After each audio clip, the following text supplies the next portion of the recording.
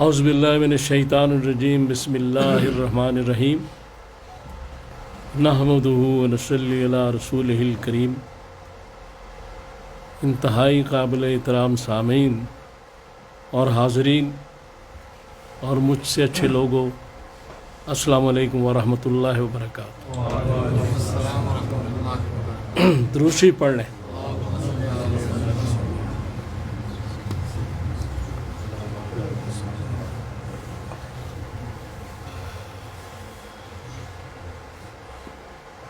آج کی جو حدیث ہے پہلی، وہ ریاض الصالحین اور اس کا نمبر ہے 106، جلد اول۔ حضرت ربیعہ بن کعب رضی اللہ تعالی عنہ اصحاب صفہ میں سے ہیں۔ انہوں نے بیان کیا ہے، وہ یہ کہتے ہیں کہ میں ایک دفعہ حضور صلی اللہ تعالیٰ علیہ وآلہ وسلم کا وضو کرا رہا تھا تہجد کے لیے، تو حضور صلی اللہ تعالیٰ علیہ وآلہ وسلم نے مجھے کہا کہ مانگو، کیا مانگتے ہو؟ اب انہوں نے جو جواب دیا وہ بڑا زبردست تھا کہ یا رسول اللہ، میں جنت میں آپ کی رفاقت چاہتا ہوں، آپ کا ہمسایہ بننا، آپ کی ہمسائیگی، نیبرہڈ۔ رسول اللہ صلی اللہ علیہ وسلم نے فرمایا کچھ اور بھی، لیکن میں یہ سمجھتا ہوں جبکہ اس سے بڑی اور کون سی نعمت ہو سکتی ہے کہ جنت میں حضور کا ہمسایہ بن جائے؟ تو وہ تو صحابی تھے، تو مجھ سے ہزاروں درجے بہتر تھے، لہذا انہوں نے کہا یا رسول اللہ یہی کافی ہے۔ اس کے بعد حضور نے فرمایا کہ میں تیرے لیے دعا کروں گا، لیکن تم ایک کام کرنا، اور یہ ہے کہ کثرت سجود کرنا، یعنی اللہ کی بارگاہ میں سجدوں کی کثرت، تو میں تیرے لیے دعا کر دوں گا کہ تیرا یہ کام ہو جائے۔ اب اس حدیث میں بہت سارے سبق ہیں۔ ایک تو یہ ہے کہ دعا جو ہے وہ اس کے ساتھ عمل بھی ہونا ضروری ہے، صرف دعا کافی نہیں۔ لہذا حضور نے فرمایا کہ پہلے عمل کرو، یعنی سجدے کرو اللہ کی بارگاہ میں، تو پھر میں تمہارے لیے دعا کروں گا۔ اس میں دوسرا جو سبق ہے وہ یہی ہے کہ عمل کے بعد ہی اللہ تعالیٰ کی مدد آئے گی، عمل کے بعد سارے معاملات ہوں گے۔ عمل نہیں ہوگا تو پھر ایسی امید نہیں رکھنی چاہیے۔ ویسے اللہ تعالیٰ مہربان ہے، جو چاہے کر سکتا ہے۔ پھر ایک اور حدیث ہے ریاض الصالحین میں 96 نمبر ہے، جلد اول میں، اس میں یہ بتایا گیا ہے کہ اللہ تعالیٰ فرماتے ہیں کہ اگر کوئی بندہ ایک بالشت میری طرف آتا ہے تو میں 2 بالشت اس کی طرف، اگر وہ ایک ہاتھ میری طرف آتا ہے تو میں 2 ہاتھ، اور اگر وہ چل کے آتا ہے تو میں دوڑ کے آتا ہوں۔ یعنی پہلی شرط یہ ہے کہ ایک بالشت آپ نے جانا ہے اس طرف، پہلا عمل ہماری طرف سے ہے، پھر اس کے بعد سارے معاملات ہوں گے۔ یعنی کام جو ہے ہم نے اپنا کرنا ہے، اور قرآن پاک میں جو کہا گیا نا یہدی الی من ینیب، تو اس کا مطلب یہ تھا کہ ہم اس کو ہدایت دیتے ہیں جو ہماری طرف رجوع کرے۔ رجوع کرنا ہمارا کام ہے، ہدایت دینا اللہ کا کام ہے. اگر ہم رجوع نہیں کریں گے تو ہدایت کی توقع نہیں رکھنی چاہیے. باقی وہ مالک ہے، وہ ایک علیحدہ مسئلہ ہے، لیکن جو اصول بیان کیا گیا وہ یہی. رزق کے لیے بھاگ دوڑ ضروری ہے، رازق اللہ ہے. ایک اور حدیث پاک ہے، اس میں کہا گیا ہے کہ یہ جو پرندے ہیں یہ صبح کو اپنے گھروں سے خالی پیٹ جاتے ہیں اور شام کو جب واپس آتے ہیں ان کے پیٹ بھرے ہوتے ہیں. اب رزق تو اللہ نے دیا، لیکن ان کا پرواز کرنا، ان کا اپنے اس آشیانے سے اٹھ کے جانا، ہوا میں تیرنا، یہ ان کا عمل ہے.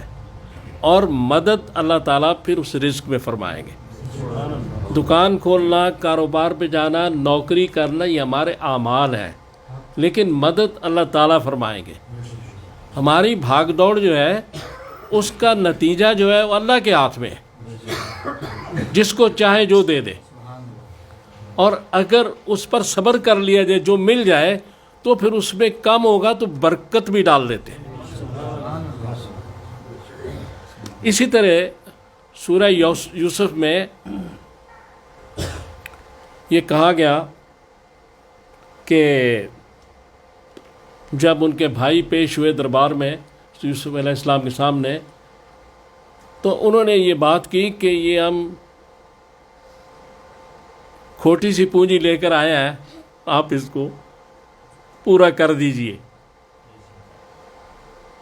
تو یہ ایک ہدایت ہمارے لیے بھی ہے کہ ہم ہماری جو نمازیں، کم از کم میری نماز تو بہت ہی ناقص ہوگی، آپ تو اچھے لوگ ہیں، ہماری جو نمازیں ہیں یہ جو بھی ہے ہمیں ان کو پڑھنا چاہیے، نماز ادا کرنی چاہیے.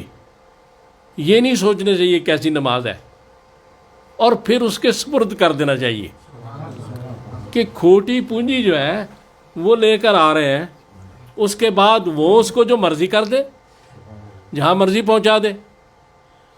تو یہاں حدیث میں جو کثرت سجود کا ذکر کیا گیا، کثرت سجود سے دعا کے بعد قربت رسول ملے گی اس صحابی کو.